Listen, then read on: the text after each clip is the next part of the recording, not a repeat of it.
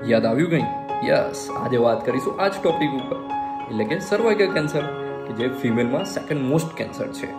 તો જુઓ સૌથી પહેલાં સર્વિક્સની એનાટોમી, જેને હિન્દીમાં ગ્રીવા અને ગુજરાતીમાં ગર્ભાશયનું મુખ કહેવામાં આવે છે, જેના બે ભાગ પડે છે, એન્ડોસર્વિક્સ એન્ડ એક્ટોસર્વિક્સ.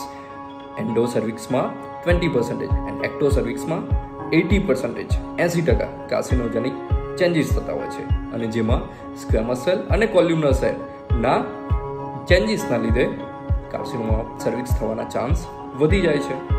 ફન ફેક્ટ કે carcinoma of cervix is rare in women who are sexually not active like nuns and virgin woman.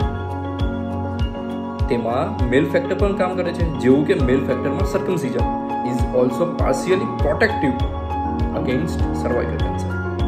કારણો જોઈ લઈએ કે સર્વાઇકલ કેન્સર થવાના કારણો કયા છે. તો સૌ પ્રથમ છે multiple sexual partner, second is unprotective sex, and third is immunocompromise state like TB, tuberculosis and PLHA, patient living with HIV/AIDS.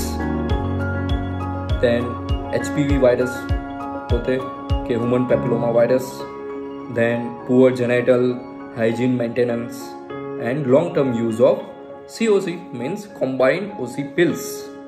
અને આજકાલ તમે જોઈ શકો છો કે તમારી આસપાસની છોકરીઓ જે ધુમાડો ઉડાવતી હોય છે, એટલે કે smoking also factor of carcinoma of cervix.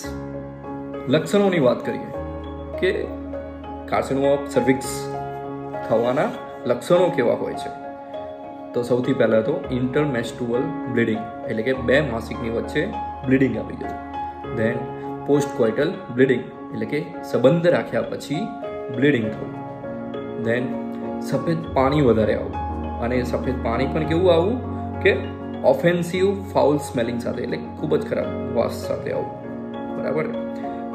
લાંબા સમય સુધી જો કમરમાં દુખાવો રહેતો હોય કે લાંબા સમય સુધી પગમાં સોજા રહેતા હોય, તેમજ પેશાબમાં બળતરા થતી હોય, પેશાબનું જે સિમ્ટોમ્સ હોય જેવા કે bladder symptoms, dysuria, haematuria, frequency of urine એ ચેન્જ થઈ ગયા હોય, તેમજ તમારું વજન ઓછું થઈ ગયું હોય, રાત્રે પરસેવો વધારે આવતો હોય, તો તમારા નજીકના ગાયનેકોલોજીસ્ટનો સંપર્ક કરો.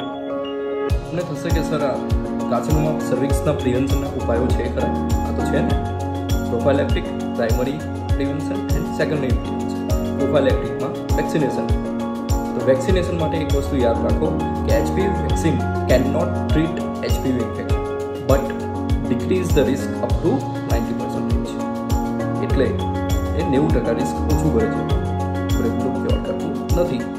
તો એમાં છે કે નાની જે સ્કૂલમાં જતી છોકરીઓ હોય 9 થી 14 વર્ષની, તો એમને 2 ડોઝ વેક્સિનેશન અપાવો, અને 15 થી 45 વર્ષના જે વુમન્સ હોય એમને 3 ડોઝ વેક્સિનેશન અપાવો. તો તેનાથી 90% રિસ્ક ઓછું થઈ જાય છે કાર્સિનોમા ઓફ સર્વિક્સનું.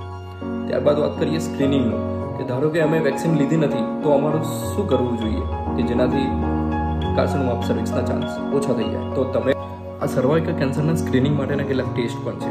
પેપ્સમિયર, જેનું નામ તો તમે સાંભળ્યું હશે, એના વિશે અલગથી આપણે વિડીયોમાં વાત કરીશું. 30 વર્ષથી ઓછી વયની વુમન્સ માટે પેપ્સમિયર, 30 વર્ષથી વધારે વયની વુમન્સ માટે પેપ્સમિયર પ્લસ HPV DNA ટેસ્ટિંગ આવે છે. તેમજ જો મેનોપોઝ આવી ગયા પછી પણ બ્લીડિંગ આવે તો તેના માટે બાયોપ્સીનું એક સ્ક્રીનિંગ ટેસ્ટ હોય છે, જે કરવું ખૂબ જ જરૂરી છે. તો આના આધારે આપણે નક્કી કરી શકીએ કે સર્વાઇકલ કેન્સર છે કે નહીં. અને નરી આંખે જો તમારે જોવું હોય કે તમારે કેન્સર છે કે નહીં, તો એના માટે એક કોલીફ્લાવર શેપ જેવું સર્વિક્સ થઈ જતું હોય છે, જે તમે ફોટોમાં જોઈ શકો છો. એવું કંઈ પણ લાગે તમને અજુગતું, તો તરત તમારા નજીકના ગાયનેકોલોજીસ્ટનો સંપર્ક કરો. ઓકે.